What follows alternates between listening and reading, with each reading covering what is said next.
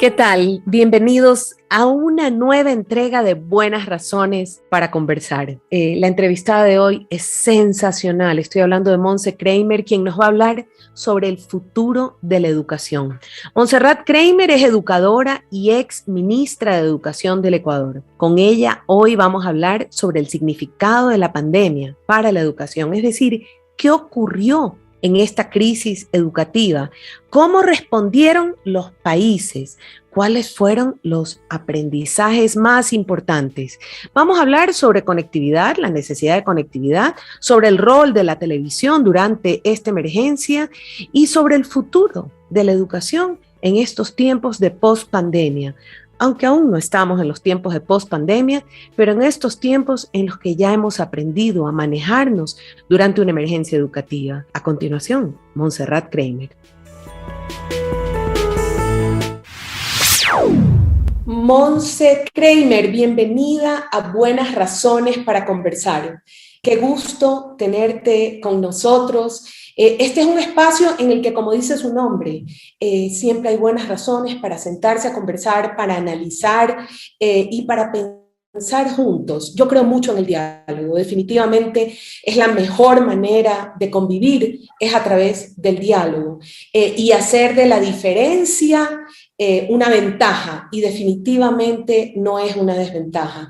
Bienvenida, muchas gracias por aceptar esta invitación.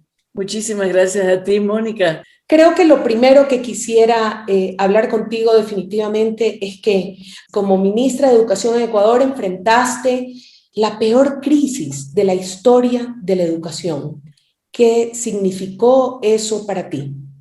Bueno, primero que todo, sí, debo decir que fue una época muy dura para el Ecuador y para el mundo entero. Y en ese sentido fue un privilegio poder estar en ese momento, en ese lugar, dando el apoyo que uno puede dar, porque esa es la razón de ser de nosotros los seres humanos, el poder apoyarnos, sobre todo en los momentos de tan extrema necesidad. Significó mucho porque fue un trabajo muy humanizante. Siempre lo tomamos no como una crisis sanitaria, sino como una crisis humanitaria. Y desde ese punto de vista, todas las decisiones que tomamos, todas las aproximaciones para prestar ayuda a la continuidad de aprendizajes, a la inclusión, a que no haya rezago escolar, abandono escolar, etcétera, a actualizar a nuestros docentes, a todo, siempre fue con esta mirada de que ahora más que nunca la educación tiene que tener un enfoque por encima de todo humanizante y humanizador. ¿Qué significó de verdad la pandemia para la educación, no solo del Ecuador, sino de la región? Es decir, estos son los resultados y los tenemos que enfrentar porque ahí están y hay que tomar medidas importantes a nivel de región, no solo del país. Fue muy importante por muchas razones. Una, sabíamos que la educación tenía que cambiar. La pandemia lo que hizo fue develar una situación, un diagnóstico que ya lo teníamos realizado, ya sabíamos que había que cambiar mejoramiento docente, revalorización docente, metodologías de aprendizaje activas, desarrollo de pensamiento crítico, una educación más integral basada en STEM, en nuevas tendencias pedagógicas, pragmática, etcétera. Todos lo sabíamos, que nuestro currículo estaba sobrecargado de contenidos, de cantidad de cosas que el propio docente muchas veces no comprende cómo implementar en los diferentes ámbitos del país y en diferentes niveles, todo eso. Sin embargo, cuando llegó la pandemia fue la excelente oportunidad para abrirnos, plantearnos el desafío que sigue abierto, pero develar la realidad, develar las brechas, el acceso a la tecnología, la inequidad que hay todavía a nivel de educación en el país, la urgencia de la mirada al ámbito rural, la mirada a nuevas pedagogías, no solamente la pedagogía virtual, por supuesto, y en línea con el uso de las tecnologías, también en casa, sino también una pedagogía que sea mucho más integradora, interdisciplinaria y enfocada en contextos reales para la diversidad de contextos que tenemos en el país, que promueva de verdad, inclusión, equidad y aprendizaje a lo largo de la vida. Significó una oportunidad para actualizar nuestro currículo y priorizarlo, enfocarnos en realmente las habilidades urgentes por desarrollar, significó una oportunidad de actualización para nuestros docentes, no solamente en el manejo de tecnología, que es básico, sino también en la pedagogía en diferentes ámbitos.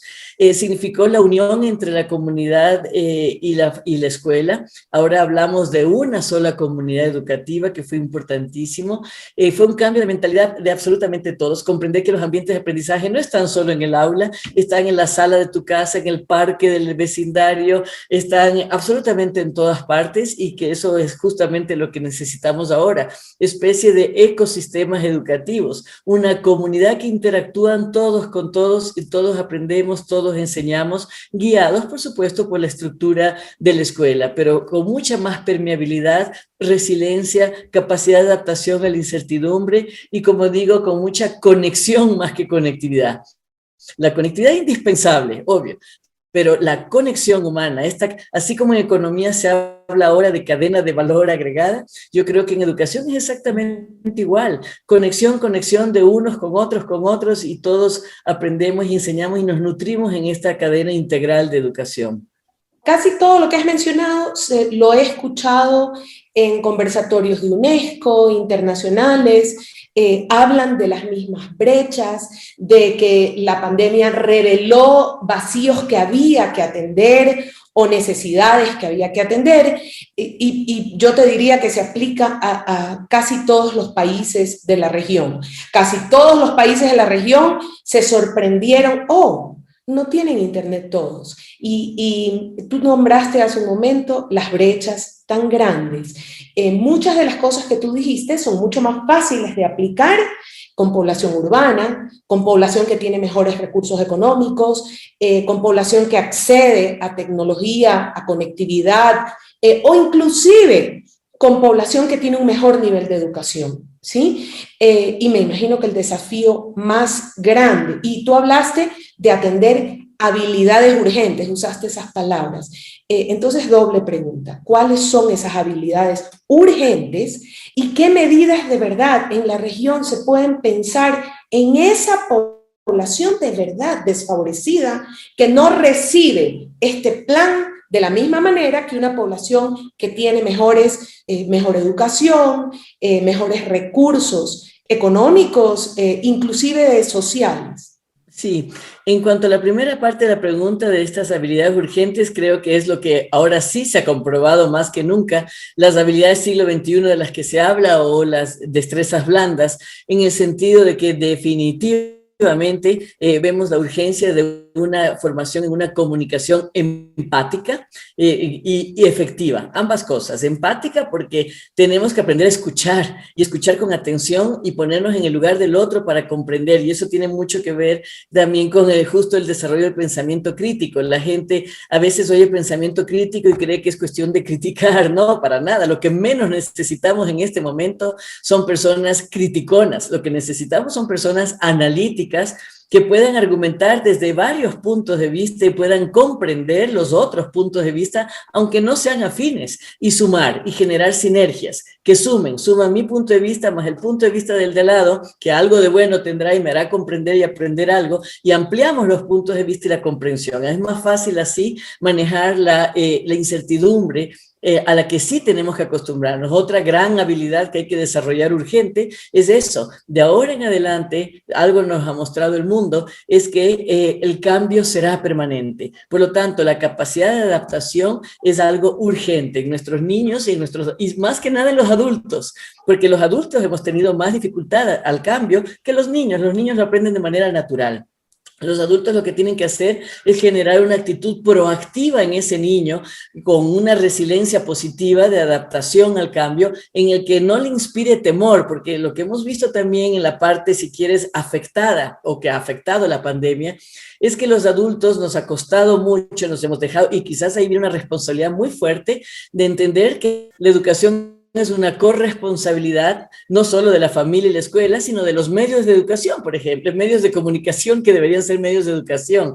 Yo considero que durante la pandemia los medios pudieron todavía hacer un mejor papel, un mejor rol en no solamente sensibilizar a la comunidad sobre la pandemia, sino en no influir con tanto temor, porque el temor solo paraliza, el temor no forma, el temor no sensibiliza, y ese temor lo hemos transmitido a los niños. Nuestros niños han vivido momentos de mucha angustia y de mucho temor, en vez de más bien aprovechar el espacio y el tiempo diferente, por supuesto, para enseñarles otro tipo de habilidades.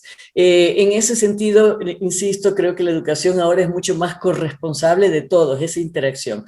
Esas habilidades, por supuesto, el uso de las tecnologías, pero un uso de las tecnologías de manera inclusiva y humanizante. No el uso mecánico de la tecnología, sino estar muy conscientes que, como tú y yo ahorita, estamos dialogando dos personas a través de una computadora, pero la conexión es lo importante, más que la conectividad. Y, por supuesto, este espíritu de cooperación que nos ayuda a través del diálogo, de acuerdos, de alianzas, a solucionar problemas, a tomar decisiones desde varias perspectivas, la más adecuada para todos. Creo que son destrezas fundamentales que parten de la autorregulación de cada uno de nosotros. Volver a la esencia humana, bueno, ¿qué estoy sintiendo? ¿Cómo se traduce eso en mi forma de pensar y de actuar? Y eso enseñarles a los niños a través de hábitos desde muy temprana edad. Tenemos más dificultad al cambio que lo que puede tener un niño. Hay que desaprender para aprender. Iba a decir, tenemos que desaprender mucho. Exacto. Y la segunda parte de la pregunta, porque la voy a completar. Todo lo que has mencionado implica un cambio en los docentes importante. Tienen que desaprender muchas cosas respecto al rol del docente, inclusive emocionalmente desaprender muchas cosas respecto a cómo relacionarse unos con otros. Y la mayor parte de la población de Latinoamérica tiene condiciones adversas en sus hogares. Cuéntame. Ahí la segunda parte de la pregunta, y nuevamente es algo que yo creo que quedó claro en la pandemia y más que nunca debe fortalecerse. En el caso de Ecuador, más aún que en otros países, y a esto a lo que me refiero es la integralidad del sistema educativo. En muchos países, el sistema de educación superior o de universidad y el sistema nacional de educación o escolar están unidos, tienen una vinculación natural, incluso institucional. En el Ecuador son dos instituciones, dos instancias separadas que ha generado una falsa o innecesaria fragmentación del sistema educativo. Eso jamás debe existir. El sistema educativo tiene que ser integral, es un círculo que se nutre a sí mismo, porque tanto la universidad tiene la obligación, no solamente porque temas curriculares de aprendizaje y de formación, sino la obligación de abastecer y nutrir al Sistema Nacional de Educación, al sistema escolar, porque además de todo aprende ese sistema y se debe a ese sistema. Su obligación es solucionar los problemas de los contextos reales y preparar a los nuevos docentes justamente para los contextos reales, solucionar sus problemas y sacar la mejor versión de cada uno de los niños. Eso no se puede lograr si los docentes o formación de docentes están encerrados en aulas. Eso estás hablando de teoría, que cuando llegan a los problemas humanos reales del contexto tan complejo y tan diverso como lo es en el Ecuador, no saben bien cómo actuar y cómo adaptarse al cambio. Esa es una primera cosa que lograríamos de verdad, que fluya mucho más fácil el cambio y la adaptación de los docentes a las nuevas circunstancias si las facultades se abrieran a ese cambio. Durante la pandemia, por ejemplo, debo decir, en verdad, hubo muchas excelentes iniciativas de las facultades de educación de manera separada, personalizada. Recibimos mucho apoyo de las universidades como tal, no tanto de las facultades de educación, de las universidades en cuanto a las plataformas, capacitación. Pero todas las reformas curriculares, todas las innovaciones educativas provinieron del Ministerio de Educación. Y ahí, en colaboración, por supuesto, con los organismos como IPANC, que recibimos un gran apoyo con todo lo que ustedes realizaron, como la UNESCO, como UNICEF, como OEI, pero me estoy refiriendo que la Facultad de Educación, en general todas, tienen una labor clave, porque es la cadena, es la que forma a los formadores, y por lo tanto tenían que estar en el campo de batalla, tutoreando a nuestros estudiantes, innovando en el currículo, dando primeras de las mejores prácticas, sistematizando experiencias, apoyando al Ministerio de Educación en todo lo que requiere el Ministerio de Educación. Eso no se dio como debió haberse dado, al nivel que debió. Más allá de que agradezco profundamente las múltiples iniciativas particulares, pero me estoy refiriendo como rol general. Por Y de supuesto. esa manera, si tú empiezas la cadena formando a los docentes con esta mentalidad, obviamente todo fluye con mucha más naturalidad. Para empezar. Sí. La otra cosa que creo que es importante es que ahora más que nunca América Latina y la región se unió mucho. Como nunca tuvimos encuentros ministeriales con organismos internacionales, las alianzas, los acuerdos. Nosotros como ministerio tenemos ahora un comité fijo de asesoría internacional, de cooperación, etcétera, de expertos. Y creo que es momento de justo empezar a nutrir esa unión que se ha dado con homologación de estudios, de capacitación y formación para los docentes, porque como tú bien dijiste, los problemas que tenemos en la región son bastante similares en diferentes dimensiones, pero muy similares. Creo que es momento de consolidar todo esas alianzas, esos diálogos y esos encuentros que hemos tenido. Hoy estamos en Buenas Razones para conversar con Montserrat Kramer, hablando del futuro de la educación.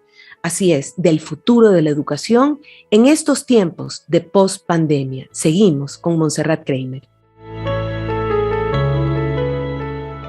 Uno de los temas que se vieron más graves fue el abandono escolar y nuevamente en los diálogos con los otros países encuentras que también es la preocupación primordial de chicos que en esa situación de emergencia y al no tener acceso de ningún tipo, simplemente abandonaron la escuela, es decir, no había cómo trabajar y por la emergencia familiar tampoco había cómo resolverlo. Y algunos organismos internacionales no lo quieren llamar abandono, sino que lo quieren llamar expulsión, porque dice que el sistema lo expulsó al no saberlo atender. ¿Cuál debe ser la visión y cuál debe ser, porque estamos hablando de derecho a la educación, después de todo, ese es el tema primordial? Totalmente. Nosotros también nos resistíamos a llamarle deserción, porque nos parece cruel. El desertor es aquel que ha infringido con su deber. Y en este caso es el sistema y la sociedad la que ha permitido que ese niño abandone la escolaridad porque no ha recibido el apoyo que requería y que se merece, y que es su derecho. Que es el derecho principal de todo niño, porque el derecho a la educación te habilita para todo el resto de cumplimiento de derechos. Por eso es tan importante. No es alfabetización, es el derecho al desarrollo de ti misma en su integridad. En ese sentido, ese es un gran desafío y reto. Y nuevamente vuelvo al tema de que yo creo que es una cuestión de mentalidad. Nosotros insistimos desesperadamente desde el inicio de la pandemia que se entienda que no es solo cuestión de prender una computadora. Los medios de comunicación hacían mucho énfasis, los niños no tienen computadora, y entrevistaban a los padres pescadores, etcétera, y decían, su hijo no tiene computadora, entonces su hijo se quedó afuera. Bueno, entonces no lo matricularé, en vez de recordar que desarrollamos radio, televisión, fichas pedagógicas, etcétera, y que si la comunidad, como hubo en efecto muchas redes de apoyo de manera espontánea en los barrios, por ejemplo, o en iniciativas como comunidades de aprendizaje, donde toda la comunidad volteaba a ver a su lado derecho, a su lado izquierdo. Mira, ahorita la familia de al lado no tiene internet, pero si todos ponemos $1, tenemos internet para todo el barrio. O que los niños vengan a mi casa 2 horas en la tarde y hacemos las tareas juntos. Miles de esas iniciativas de corresponsabilidad, de nuevo, sería mucho más fácil generar una red de apoyo comunitaria que no permita que ni un niño abandone la escolaridad. Lo que tenemos que entender como personas y como país es que no es solamente el tema de que ese niño se quedó sin educación y sin título, es que el país entero pierde, si a lo mejor por eso nos sensibilizamos más, porque obviamente es una persona menos que puede aportar todo lo mejor de sí misma en sus capacidades, destrezas y talentos para el bienestar no solo personal, sino del país. Así que el tema del abandono, sí, hace falta políticas públicas que se están tratando de desarrollar muy fuertes, como veo ahora los reencuentros en los centros educativos, la vuelta a clases con alternancia, el tratar de seguir en contacto y cerrando las brechas digitales, por supuesto, programas de tutorías nuevamente, Las universidades pueden poner a todos sus estudiantes de todas las áreas a tutorear a los niños, pero también la corresponsabilidad de toda la comunidad. Simplemente yo no puedo dormir en paz si sé que el niño de al lado mío está dejando los estudios porque a lo mejor no puede prender el celular o la computadora cuando tiene textos en su casa, cuando tiene radio, cuando tiene televisión, suponiendo que definitivamente no puede acceder en ese momento a la computación. Es un tema de corresponsabilidad y verdadera solidaridad. ¿Cómo nos apoyamos entre todos por el bien de todos? Has tratado dos temas y hay uno que lo has tratado 3 veces, creo, y es el de la comunicación y el de que ahora lo conocemos como infodemia, la epidemia de la información, que fue lo que pasó. Tuvimos uno de nuestros entrevistados, dedicamos un podcast a este tema porque nos parecía realmente importante, la responsabilidad de la comunicación y de los medios de comunicación, que según la investigación habla de que al convertirlos en supertransmisores en alguna etapa de lo que hiciste fue convertirlos en, victimizarlos, convertirlos en culpables de la transmisión del virus, y lo que fue muy grave es que muchas veces los medios de comunicación, como alimentas el rating mostrando el drama, sobreexplotas el drama. Sin embargo, hay una corriente del periodismo que se llama periodismo de soluciones, que es el que también acabas de mencionar, que es el que dice, hay estas iniciativas y lo que haces es mostrar iniciativas positivas y convertirlas en un virus transmisible de iniciativas creativas. ¿Qué opinas de eso, del rol de los medios de comunicación en nuestra sociedad en temas de educación? Yo creo que los medios de comunicación, como tú lo dices, eres una periodista apasionada, por esencia comunicadora, porque una cosa es ser comunicador incluso y otra cosa es ser periodista. Y creo que esa diferencia no debería haber existido nunca, pero está viéndola. Y en el sentido de que más ahora con la invasión o explosión, si se quiere usar el término, de las redes, Facebook, Instagram, los TikToks, el Twitter, etcétera, que creo que estamos aprendiendo de alguna manera los adultos nuevamente, y ahí es cuando ves cómo no estamos acostumbrados a hacer una lectura crítica elemental de un mensaje. ¿Quién me manda esto? ¿Por qué yo habría que replicar esto que no sé quién me lo manda y para qué y por qué me lo está mandando? Y se han dedicado a hacer, las redes se han dedicado a hacer una especie de fuente ovejuna, ¿no? ¿Te acuerdas? En Fuente Ovejuna mataron a una persona, cuando va la autoridad pregunta, ¿quién la mató? Todos y ninguno.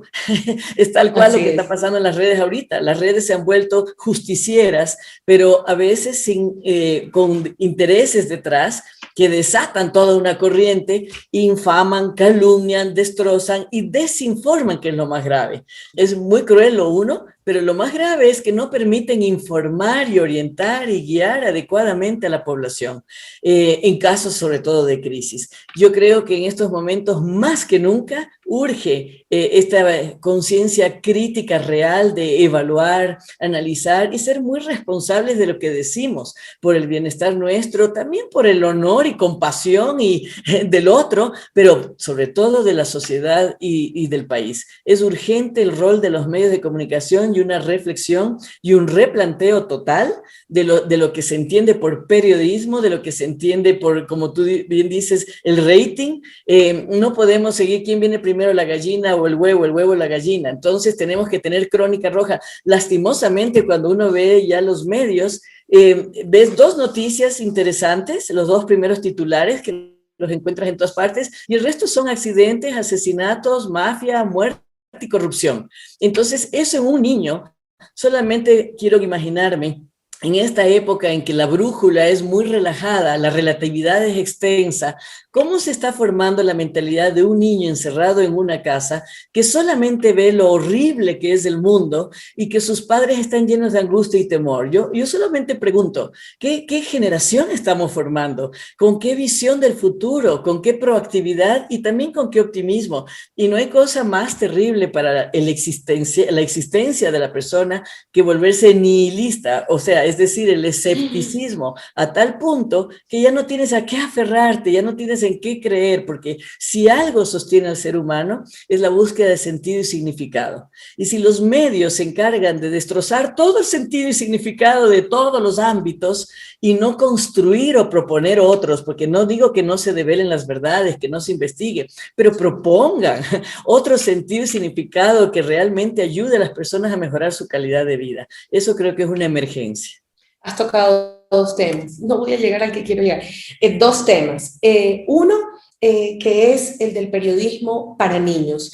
También uno de nuestros podcasts estuvo con una experta argentina en noticieros para niños. Se debe crear noticieros para niños en las que las mismas noticias, porque hay una visión de que los niños son unos tontitos, que hay que hablarles de clases de ballet, de salto, de arte, o que los niños son unos adultitos que tienen que ponerse terno y hablar de noticiero e imitar a Alfonso Espinosa Los Monteros. No, los adultos periodistas tenemos que hacer noticias para niños, en las que les explicamos y les damos el contexto cuando se escandalizan porque hay un virus, el virus es esto y está pasando esto en este país y tú tienes este rol. En tu entorno y puedes hacer esto y las autoridades están haciendo esto, que fue un tema súper interesante, pero has tocado la alfabetización mediática. ¿Hay acaso realmente proyectos de alfabetización mediática en los ministerios de educación de los países que de verdad no le digan esto es el ratón, esta es la computadora, esto es Escape, sino que de verdad les digan esto es una noticia falsa, cómo distinguirla? Cuando tú sientes esto frente a una noticia, alértate y busca de esta manera dónde vienen. Un mensaje está compuesto por esto. Las personas hacen los mensajes con doble intención, algo así. Sí, nosotros hicimos justamente con la colaboración, además de IPANC, trabajamos muchísimo en el tema de tecnologías y cómo hacer una inmersión en el currículo desde varios ámbitos. Entre esos, una de las cosas que trabajamos también con la OEI fue el tema de la ciudadanía digital. Es urgente, cuando ahorita hablamos de ética, de formación en valores, que ya hablamos de eso todo el día, y cuando tú le preguntas a la gente, ok, según tú, ¿cuál es la solución? Me dicen, una asignatura de cívica. No, señores, porque eso no, ahorita los contenidos no es. Los niños necesitan vivir para poder comprender los problemas y ellos mismos encontrar las soluciones. En ese sentido, la ciudadanía digital yo creo que ahorita es una parte de la formación indispensable porque es un mundo tan real como el presencial. Son dos mundos en los que están viviendo y con el agravante que los adultos estamos aprendiendo a vivir el mundo virtual. Los niños ya nacen sin acento, como se dice. Nosotros estamos aprendiéndolo, lo aprendemos rápidamente, pero con acento. Los niños lo están aprendiendo sin acento. Tú ves a un niño yo estoy ahorita con mi nieta al lado de 2 años y ella sabe exactamente dónde buscar el video de Mickey Mouse en el celular y cómo entrar y buscarlo y abrirlo. 2 años, cuando yo todavía pregunto cómo se prende.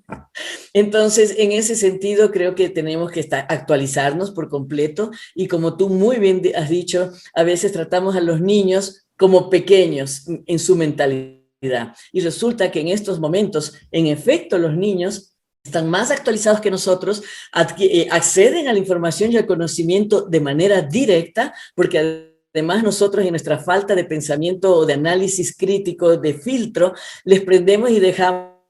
Tú no dejas que un delincuente entre a tu casa, por supuesto. Sin embargo, prendemos programas de televisión, empezando por los noticieros, donde entran asesinos, violadores, narcotraficantes a tu hogar y acompañan al niño de 5, 6, 8 años durante 2, 3 horas y mientras almuerza o mientras cualquier cosa con tal de que te deje un ratico en paz.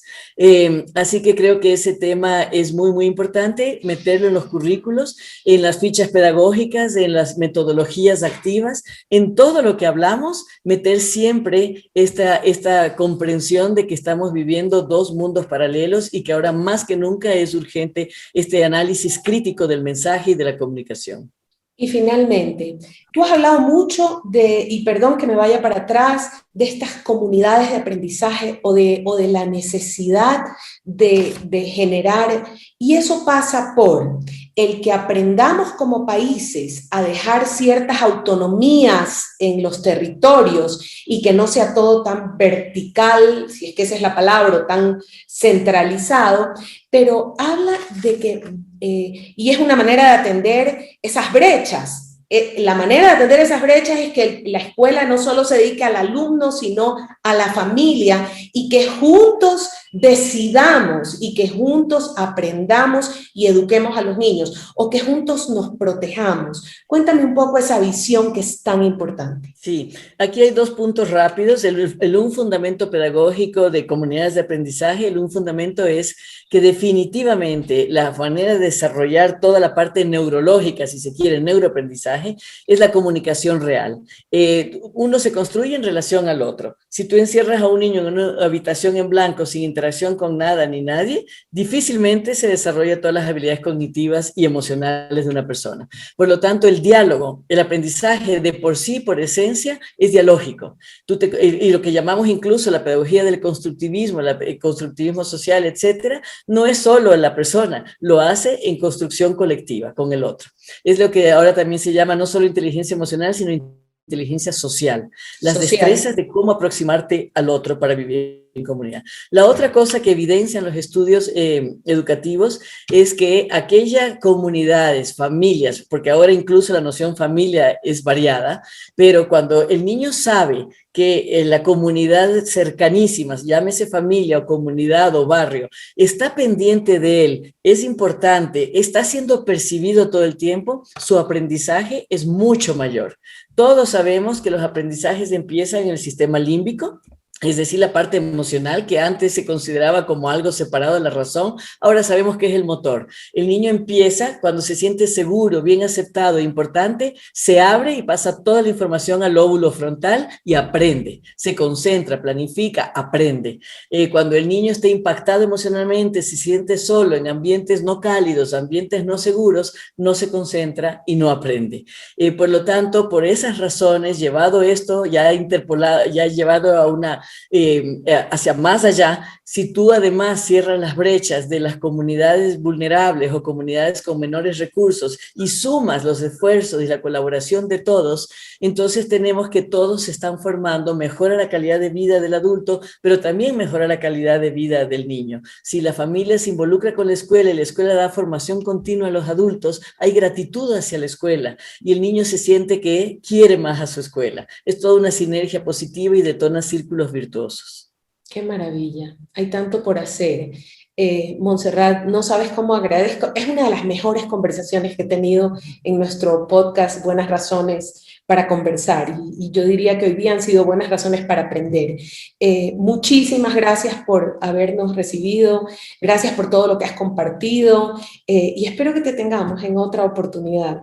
Con muchísimo gusto, Mónica, gracias a ti siempre, porque tú has sido un gran apoyo, debo decir, en toda esta pandemia, como Mónica Maruri, con todo lo que nos ayudaste justamente con los programas educativos en televisión, pero además de eso, a través de IPANC, que también ha sido de gran colaboración, ayuda y apoyo. Muchísimas gracias. Y en lo personal, por supuesto, y un gran abrazo. No se vaya, tenemos buenas razones para continuar escuchando.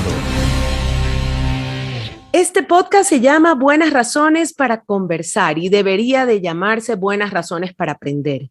Hoy he aprendido mucho con Montserrat Kramer, educadora y exministra de Educación del Ecuador. He aprendido sobre lo más importante que hicieron los sistemas educativos de los países para responder a la pandemia, sobre los aprendizajes, sobre los problemas que han quedado y están por resolver, sobre la importancia de la conectividad, sobre el cambio de paradigma educativo que se necesitaba hace mucho tiempo y que ha llegado el momento de aplicarlo y que todos los países no pueden volver a la normalidad, sino justamente reinventarse. Muchísimas gracias a Montserrat Kramer por haber aceptado esta invitación a Buenas Razones para Conversar. Soy Mónica Maruri. No dejen de visitar nuestra página web en www.ipanc.org y visiten nuestras redes sociales. Solo digiten @cabipanc en Facebook, en Twitter e Instagram. Gracias por acompañarnos.